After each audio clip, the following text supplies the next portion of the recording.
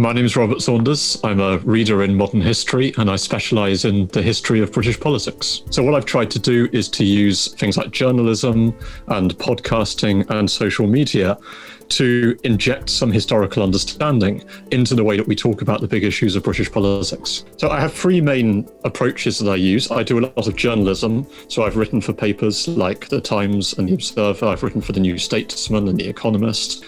I also use social media quite a lot to try to connect to contemporary debates. So Jacob Rees-Mogg, on Question Time a couple of years ago, made a series of claims about British concentration camps during the Boer War. So I wrote a Twitter thread in which I went through those claims and talked about why the camps existed and the military purposes behind them. And that got an extraordinarily high take-up. I think it got something like 3 million impressions on Twitter, 90,000 engagements.